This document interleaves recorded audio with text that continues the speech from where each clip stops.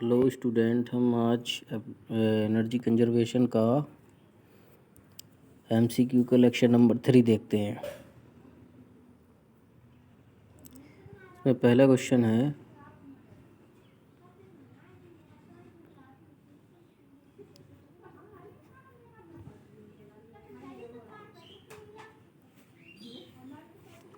विद्युत शक्ति प्रणाली में ट्रांसमिशन एफिशिएंसी बढ़ जाती है क्योंकि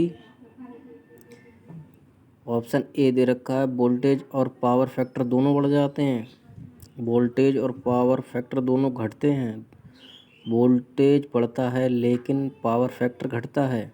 डी दे रखा है वोल्टेज घटता है लेकिन पावर फैक्टर बढ़ता है। तो इसका ऑप्शन ए होगा, ए, वोल्टेज और पावर फैक्टर दोनों बढ़ते हैं। विद्युत उत्पादन का 1 किलोवाट घंटे का उत्पादन करने के लिए ताप यूनिट की आवश्यकता होती है। उसको क्या कहते हैं? देखिए, ताप से कोई भी क्या क्या कहलाएगा? हीट रेट कहलाएगा, ऊष्मा दर।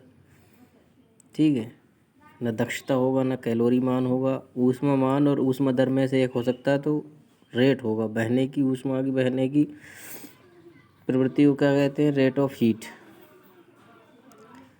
भारतीय वितरण प्रणाली में कौन सा वोल्टेज उपलब्ध नहीं है? देखिए, 33 kVA भी है, कहीं कहीं लिख के देखे होंगे 33,000। ठीक है, ये है बड़ी ट्रांसमिशन लाइन के द्वारा पावर हाउस में आती है। ये 11,000 मतलब पावर हाउस से जहाँ तक आपका ट्रांसफार्मर लगा होता है वहाँ तक 11,000 kVA जाती है। 433 वोल्ट उसके बाद ट्रांसफार्मर के द्वारा की जाती है, मगर 280 नहीं होती है। ठीक है, ट्रांसमिशन डिस्ट्रीब्यूशन लाइन में बिजली की हानि, देखिए, लाइट में करंट पे भी निर्भर करती है। पावर लॉस किसमें? लाइन के प्रतिरोध, यानी जितना प्रतिरोध ज़्यादा होगा उतना लॉस ज़्यादा होगा, क्योंकि B बराबर IR होता है, तो I inversely proportional to R हो जाएगा। R प्रतिरोध कहलाता है, तो प्रतिरोध जितना कम होगा उतना लॉस कम होगा। ठीक है, लाइन की लंबाई पर भी तो क्या हो जाएंगे ये उपरोक्त सभी।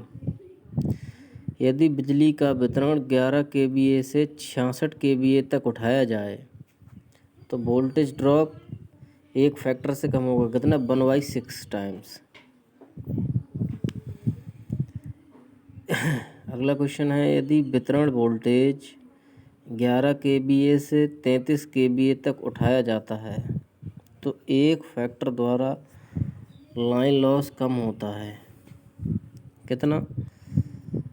ये इसके स्क्वायर के बराबर होगा, तो 1/3 आएगा। तो 1/3 का स्क्वायर कितना हो जाएगा? 1/9। ये क्वेश्चन दे रखा है, एक उद्योग की अधिकतम मांग यदि ट्राई वेक्टर मीटर 15 हो 3600 kV और अगले 15 मिनट के लिए 3000 kV होता है तो 30 मिनट का चक्र है।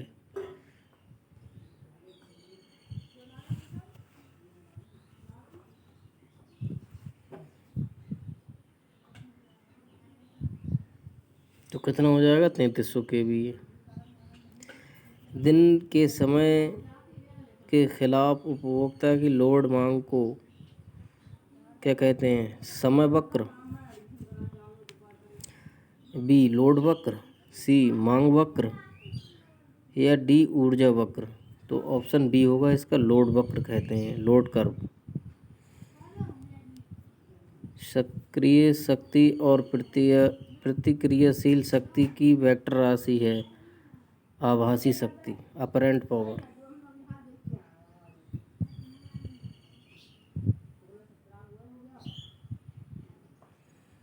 क्वेश्चन नंबर 10 है, पावर फैक्टर और आभासी शक्ति का अनुपात क्या कहलाता है? Active power. एक्टिव पावर कहलाता है। अगला क्वेश्चन है 500 किलो वाट पर संचालित लोड के पावर फैक्टर में सुधार के लिए 0.95 के लिए पावर फैक्टर की आवश्यकता रेटिंग है तो कितना? ए 45। मोटर टर्मिनलों पर संधारित्र की रेटिंग से अधिक नहीं होनी चाहिए तो इसका ऑप्शन होगा बी। मोटर के केवीए को बिना किसी भार के चुंबकित करना। टेल एंड पावर वितरण कम होता है 29%। अगला क्वेश्चन है यदि 415 वी रेटेड कैपेसिटर पर लागू होती हैं तो 10% तक कम हो जाती हैं। इसका VAR आउटपुट कितना होता है?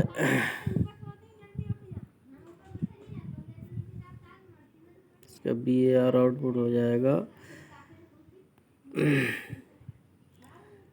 19%।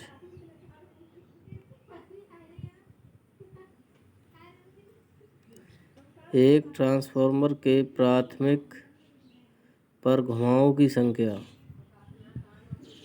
के बीच के अनुपात को कहा जाता है टर्न्स रेशियो। 6 ध्रुवों वाली मोटर की समकालिक गति और 50 हर्ट्ज आवृत्ति पर परिचालन 1000 है। वी वी वी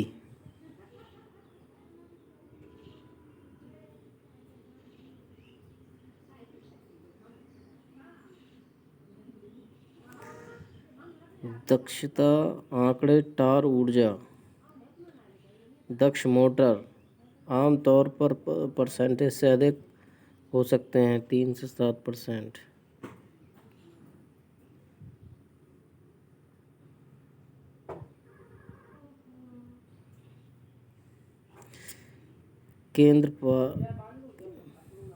केंद्रापसारक के मामले में बिजली की खपत के अनुपातिक है गति का घन।